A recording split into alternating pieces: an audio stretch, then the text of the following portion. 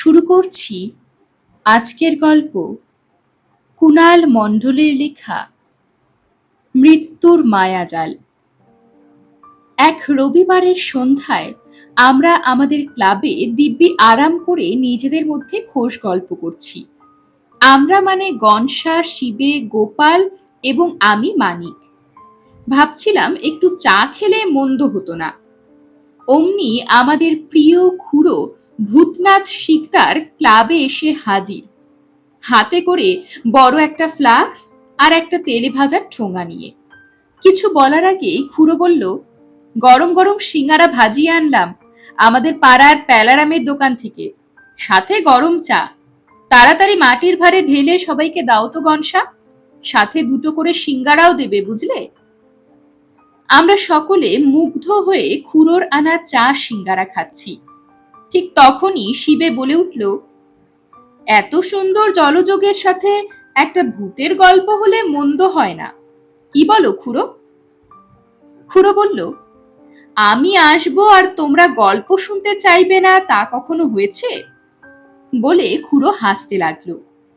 তারপরে বলল, ঠিক আছে, তোমরা যখন শুনতেই চাইছো তাহলে বলি শোনো এক অভিজ্ঞতার কথা। সেবার সিউড়িতে মার্চ মাসেই বেশ গরম পড়ে গেল। দিনে রাতে তার উপর লোডশেডিং।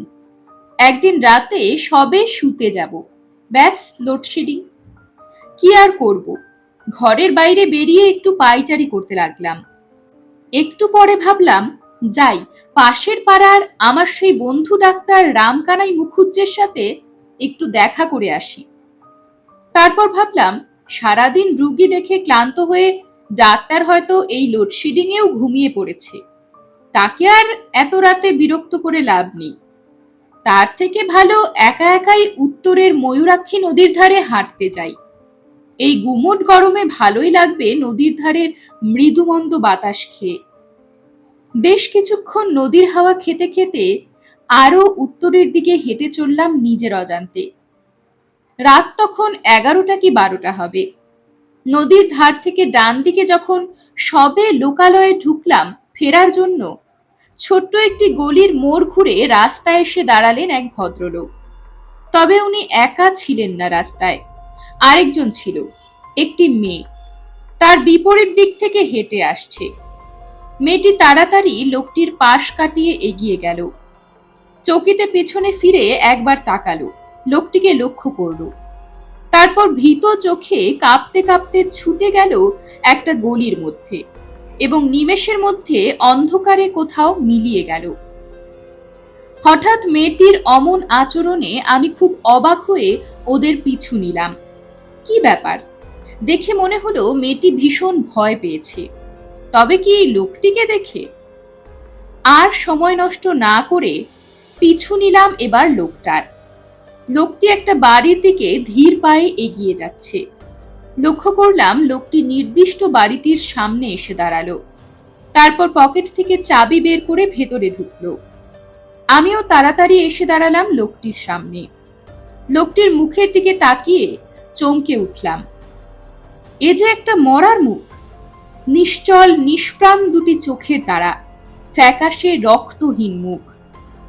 মুহূর্তের জন্য বিচলিত হলেও নিজেকে সামলে নিলাম এবং চটপট বাড়ির নম্বরটা আর চোখে দেখে নিলাম। এরপর এক মুহূর্ত সেখানে না থেকে রীতিমতো দৌড় দিলাম বাড়ির পথে। বাড়ি ফিরে সারা রাত চোখের পাতা এক করতে পারলাম না। বিছানায় অস্থিরভাবে ছটফট করতে লাগলাম। কেবলই চোখের সামনে ভেসে উঠছে সেই মৃতদেহের মুখটা। অপেক্ষা করে রইলাম ভোর হবার আশায়। সকাল হতেই আবার বেরিয়ে পড়লাম। দিনের আলোয় বাড়িটা খুঁজে বের করতে বেশ কিছু সময় লাগলো। সামনের সদর দরজা বন্ধ। বড় বড় অক্ষরে দরজায় লেখা, ঘর ভাড়া দেওয়া হবে। কলিং বেল টিপতেই এক মহিলা এসে দরজা খুললেন। মুখে চোখে তার অত্যাধিক উত্তেজনা মাখানো। মহিলার কাছে জিজ্ঞাসা করে জানতে পারলাম কতগুলো ঘর ভাড়া দেওয়া হবে এবং আমি ঘরগুলো দেখার ইচ্ছা প্রকাশ করলাম। কিন্তু মহিলা ঘর দেখাতে নারাজ। বললেন, আজ দেখানোর ঝামেলা আছে, আপনি বরং কাল বা পরশু একবার আসুন। আমি বললাম, ঘরগুলো আজ দেখলেই ভালো হতো। সিউড়ি ছেড়ে আজ রাতেই আমি বিহার যাচ্ছি, একটা দরকারি কাজের সূত্রে। তাই আজ যদি ঘরগুলো দেখে ব্যবস্থা না করে যাই, পরে হয়তো ভাড়া পাওয়া যাবে না। কি আর করা যায়, অগত্যা মহিলা রাজি হলেন। দোতলায় পা বাড়াতেই নজর পড়ল চমৎকার সাজানো ঘরগুলো। সুন্দর সুন্দর আসবাবপত্র পরিপাটি করে সাজানো। এখানে আগে কেউ বাস করেছেন এবং তিনি যে বিলাসী ও আরামপ্রিয় ছিলেন তা স্পষ্টই বোঝা যাচ্ছে। আমি জিজ্ঞেস করলাম, বাহ, বেশ বড় বড় ঘর, কিন্তু এই জিনিসপত্রগুলো? মহিলা বললেন, ওগুলো সেই ভদ্রলোকের, এখানে যিনি থাকতেন। আমি বললাম, এখন তিনি কোথায় আছেন?